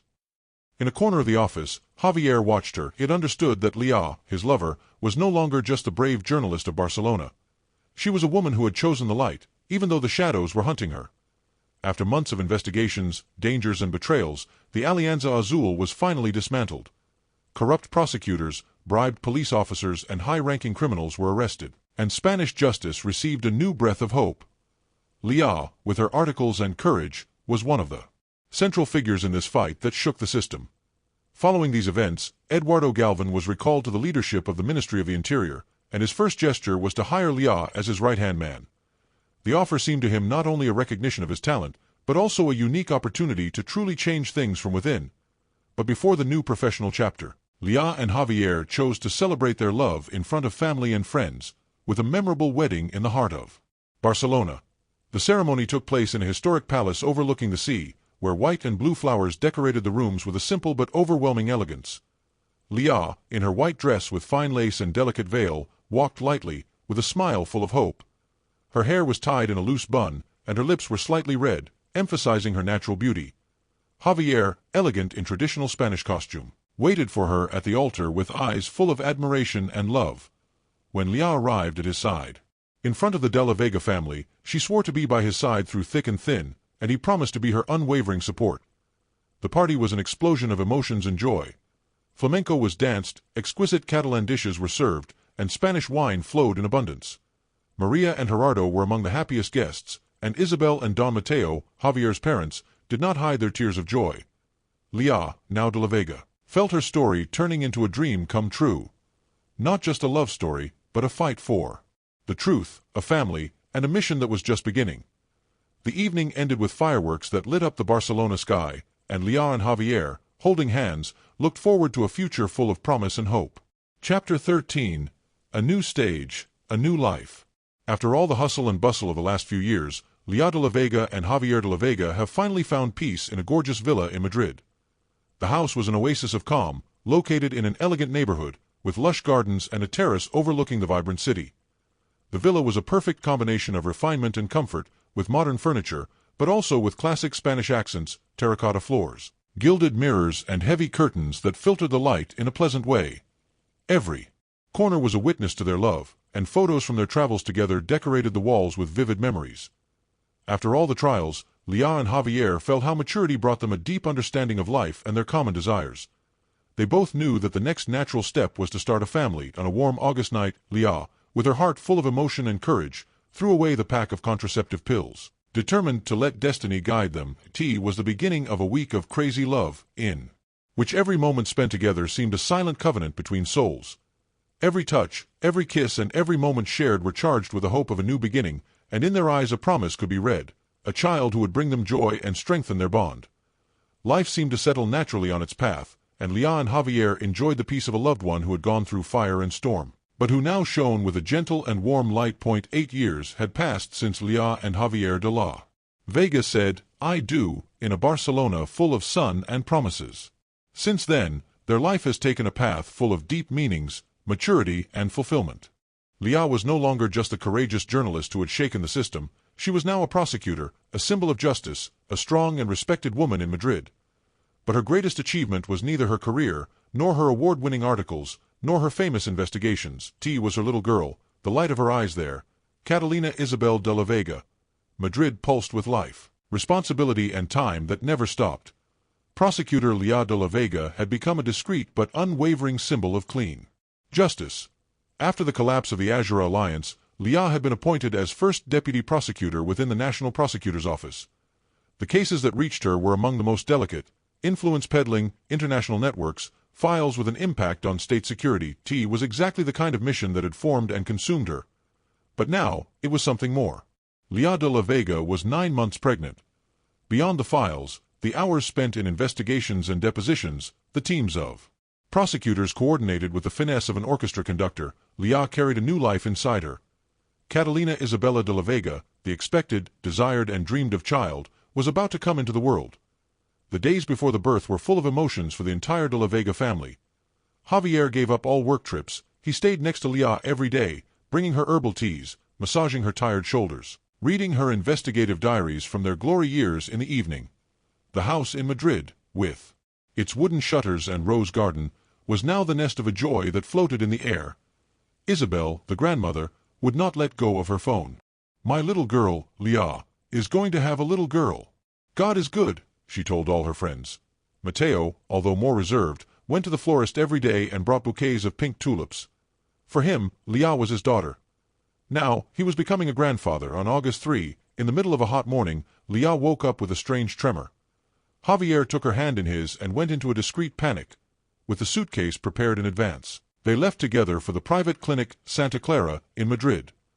The clinic, with high windows and immaculate corridors, was discreet and attentive.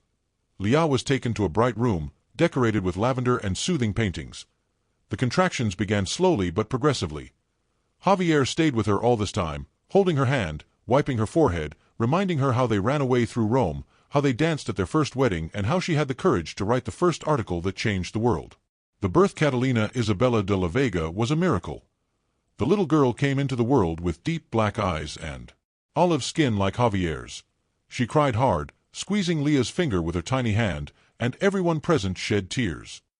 "She's perfect, Lia," Javier said with a trembling voice, holding her in a steady arm. Isabel arrived at the clinic 2 hours later. She bent her knees in front of the cradle and cried shamelessly. "Long live us, little Catalina Isabella. You inherited a difficult name, but a pure heart." Mateo touched the baby's head carefully, without saying anything. Only the tears confirmed his emotion. The following days were taken from a story. Javier rocked Catalina in the evenings in a white wooden rocking chair, singing whispered romances to her. Lia, although exhausted, she felt the burden of complete love. Every whimper of the little girl was music to her soul. On the 10th day after her birth, Lia called a conference at the National Prosecutor's Office. In a warm but firm tone, she announced to her colleagues that she was temporarily retiring from operational duties. "For the first time, I have a mission more important than investigating corruption: raising my daughter." The official newspaper published the decision the day after, and the country's editorial offices respectfully commented on Lia's choice. T was not a retreat. T was a new stage. One in which the truth would be told through the hands of a mother who passed on the torch of courage on a warm August evening. Lia looked at Javier, who was sleeping with Catalina on his chest. They were both quiet, in a rare harmony. She approached them, wrapped her arms around them, and whispered, "This is what life is all about. This is where I stop." For a while. Outside, the moon was rising over Madrid, discreetly illuminating the de la Vega house, where a prosecutor had become a mother, and justice and love were merging into a single story. Chapter 14. Catalina's Dream. Catalina was 8 years old and a rare beauty, inheriting her mother's intense green eyes and her father's wavy black hair. She had a precocious intelligence, a winning smile, and a self-confidence that reminded her of Lia in her youth. Everyone turned heads when the girl walked with childish elegance through the schoolyard or through the streets of Madrid, hand in hand with her mother. Isabel and Mateo, Javier's parents, were completely infatuated with Catalina. Her grandmother spoiled her with hand-sewn dresses, piano lessons, and stories from the days when she was an actress in the theater. Mateo taught her to ride, and in the evenings told her stories of bulls and courage, just like he had once told Javier. "She has de la Vega blood in her," Mateo said proudly. "But there's more. She has Lia's flame in her soul." Maria, Javier's sister, often came from London with her little girls, and Gerardo never missed an opportunity to film the cousins playing, laughing, and making up stories. The family was large, united, and every time they gathered at the table in the villa's garden, in laughter and the clinking of glasses, Lia felt truly fulfilled. One summer day, after a long day in court, Lia returned home and found Catalina in the yard, playing with Javier. He picked her up in his arms, spun her in the air, and the little girl's laughter could be heard all the way to the gate. Lia stood on the sidelines for a moment, looking at the man she loved and the child who gave meaning to every morning. She smiled. She was home. She was a mother. T was Lia de la Vega, and her life was just beginning. T was a warm summer evening in the heart of Spain, under a clear sky full of stars. Catalina Isabella de la Vega's childhood was a symphony of light, color, and love, carefully laid out by everyone around her. From the age of 8, the life of the little girl with brown hair and almond-shaped eyes, of a beauty rarely seen, turned into a continuous discovery. She grew up in an elegant villa in Madrid, where every corner kept memories of the youth of her parents, Lia and Javier, and where every room was lit by her pure laughter. Catalina was enrolled in one of the most prestigious bilingual schools in the capital. Although she came from an influential family, she was raised in modesty and respect. Lia always insisted on the idea that education was the most precious treasure, and Javier encouraged her to ask questions, to research, to read. Even from in her early years, Catalina proved to be an extremely curious child. She loved to find out how things worked, write short stories in her green notebook, and read newspapers with her mother.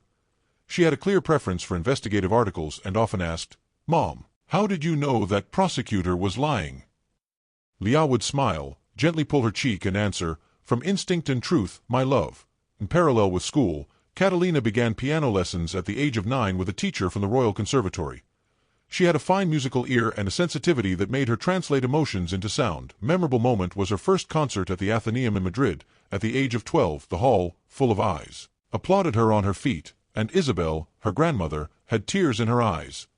Don Mateo, moved, gave her a gold brooch, an inheritance from family, telling her, "You don't play the piano, Catalina. You tell stories through it." Catalina loved her grandparents immensely. Isabel was her feminine support, the model of refinement and elegance, but also of silent strength. She told him about Javier's childhood, about their family struggles, about the glory and failures that had strengthened them. Don Mateo, discreetly, read to him from Cervantes and explained the history of Spain as an adventure story. Together, they spent long evenings in the garden, under discreet lights, discussing the world and life. After Catalina was born, Lia had given up her career as a prosecutor, but the fire of journalism never went out. After a few years of sabbatical, she returned to the newspaper in Barcelona, which she now coordinated remotely. The editorial office in Madrid had become a new center of interest, and Catalina, at only 11 years old, often accompanied her mother to the office. She sat obediently in the corner of the meeting room, listening to the journalists, learning the jargon, learning to observe. She often wrote small texts in Word, imitating her mother's style. Lia read them with admiration and said to herself in her mind, "This is my legacy." In high school, Catalina had already become an admired presence. Beautiful, refined, but not at all arrogant, she had maintained her modesty. She had 2 close friends, Nuria and Chloe, one from Madrid, the other from Paris. Together they studied, laughed, wrote poems, and organized projects for the school magazine. Catalina chose never to take advantage of the fame of the de la Vega name. She liked to prove that she could do it on her own. She was studious, extremely disciplined and dreamy. At 17, she took the stage of the Athenaeum again, this time as a special guest in a gala dedicated to the young generation of artists. She performed her own piece, entitled Memory of the Shadows. The crowd applauded wildly, and Javier, first of all, had tears in his eyes. "It's Lia and me together," she told her mother Isabel, but with a light that was only hers. After the concert, Catalina was invited to study at the Vienna Conservatory, but she politely declined. She had told her mother that she dreamed of being a journalist, of discovering the truth as Lia had done. Almost 18, Catalina was ready for the outside world. She had a family behind her that supported her unconditionally, clear values about justice and courage, and a passion that burned within her, whether in words or in musical notes. Lia and Javier, proud and emotional, knew that their daughter would walk through life not only with beauty, but also with mind and soul. A new page was opening for Catalina Isabella de la Vega, and her family, as in all important moments, would be there to watch her, support her, and love her unconditionally. Chapter 15. Catalina's Coming of Age. Catalina Isabel de la Vega was turning 18, and the celebration had been planned months in advance. Everything took place in a restored medieval castle on the outskirts of Madrid, a dream place specially chosen by Lia and Javier, a place where tradition, nobility, and their love could be felt within the centuries-old walls. The castle was decorated with warm lights, lanterns hanging from trees and rose petals strewn along the alleys and the inner courtyard. The tables were covered with ivory tablecloths, and the floral arrangements wore shades of pale blue, the color that still defined Lia, a vivid memory of her crazy and beautiful youth. Catalina appeared on the stairs, dressed in a long, flowing, white silk dress, with her hair loosely tied and a discreet sapphire necklace, a gift from Javier. Everyone fell silent. She was a beauty overwhelming. She had the grace of her mother and the calm strength of her father, true de la Vega. When the night fell completely, and the guests were enjoying old wines and live music, Javier asked for silence. He stood up, holding a glass of champagne in his hand. "Tonight, my daughter turns 18, an age at which life truly begins. But before she experiences love, I want to tell you how I experienced it." and what Lia meant to me. Lia looked at him with emotion, and Catalina smiled shyly, ashamed but curious. I met your mother in Rome.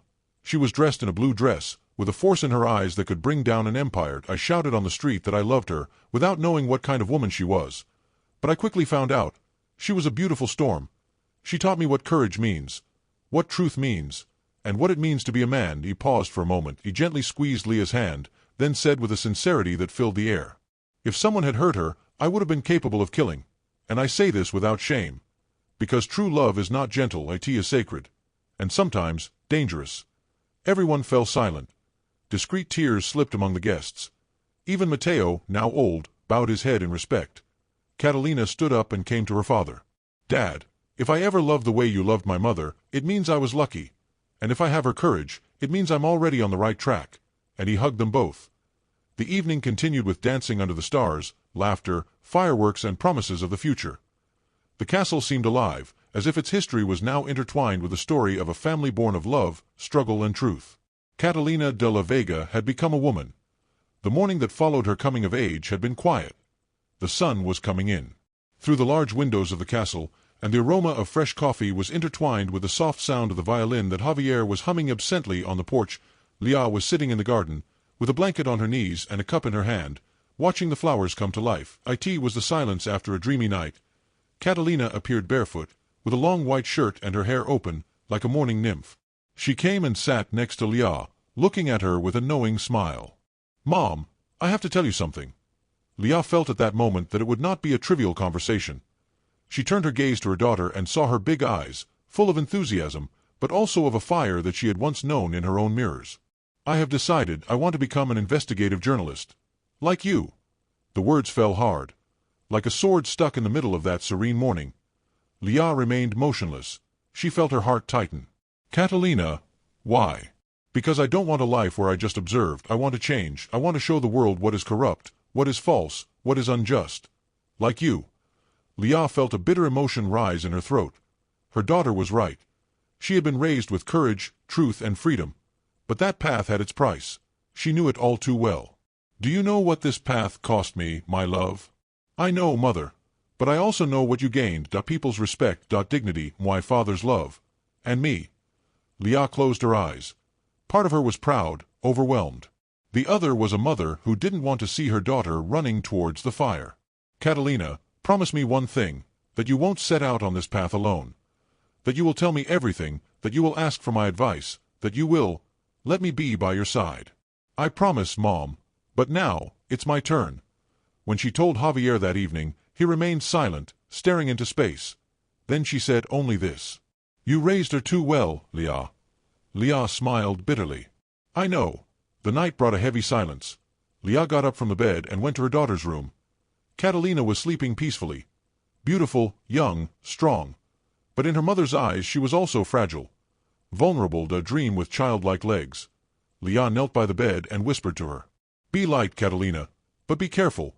The most beautiful fire also burns the fastest." Autumn had come gently over Madrid. The sun had lost its burning power and the light was now soft, like an embrace. The leaves of the chestnut trees in the courtyard of the de la Vega villa were falling slowly, in a silent dance, and a melancholy that was hard to ignore floated in the air.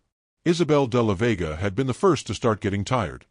With heavier steps and a slightly sadder smile, she had begun to retreat. To her room more and more often, looking at old photos of Lia, of Javier child, with Maria and then with her niece Catalina. Time, that silent enemy, had taken its toll. Few months later, on a rainy November morning, Isabel passed away in her sleep. Peaceful, with her hand on a photo of Lia in her arms. Lia felt something break inside her. Isabel had not only been Javier's mother. She had been the mother that life had not given her at birth, but that destiny had offered her later. She had guided her, supported her, loved her unconditionally. On the day of the funeral, Lia put on a simple black dress and said not a word. But in her silence, the pain was deafening. Mateo followed her a few months later. Without Isabel, he had become a shadow. He was fading little by little, like a candle without oil. One spring day, when the magnolias had begun to bloom in the garden, Mateo sat in his favorite armchair in the library and did not get up. Javier had found him, with a book in his lap and a slight smile on his lips, to his funeral. Lia could no longer remain silent. She spoke with a trembling voice about two people who had given her everything, who had taught her what true love, family, and loyalty meant. She said simply, "They were my parents. On their graves it does not just say grandparents, but what they really were, light and roots."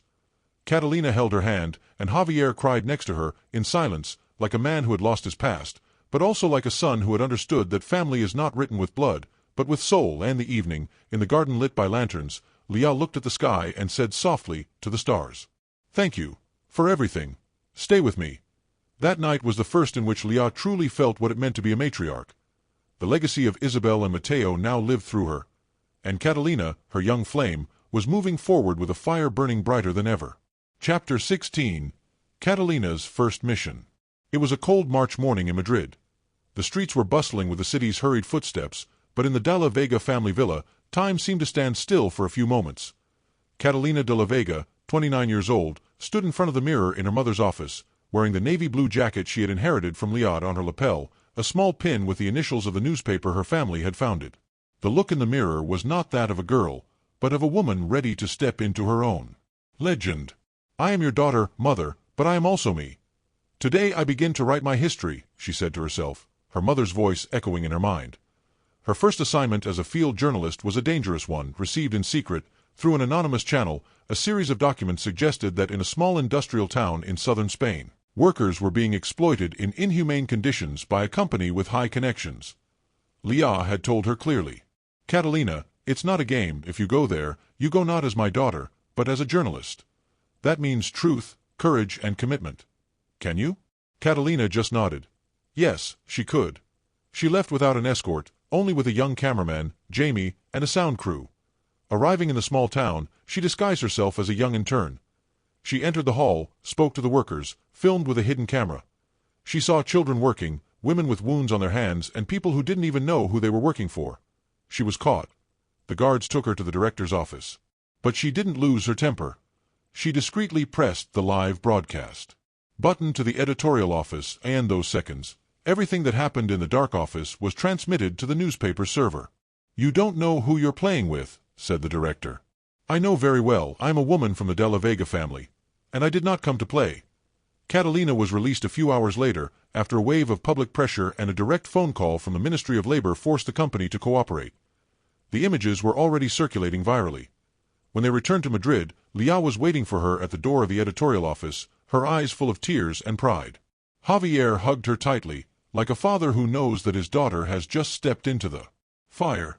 "Now we begin, Catalina," Lia said, hugging her. "Now you write the history of our family." Catalina de la Vega was sitting on the terrace of the New Madrid office, looking out over the city lit up in the warm light of the sunset. She had a cup of coffee in one hand, and in the other, a copy of her newspaper, with the headline on the front page, "Silent Revolt, the Voice of Andalusian Workers Changes Spain." Her investigation, begun with courage, caused a chain reaction. Dismissals, investigations, laws changed. The young journalist had become a force.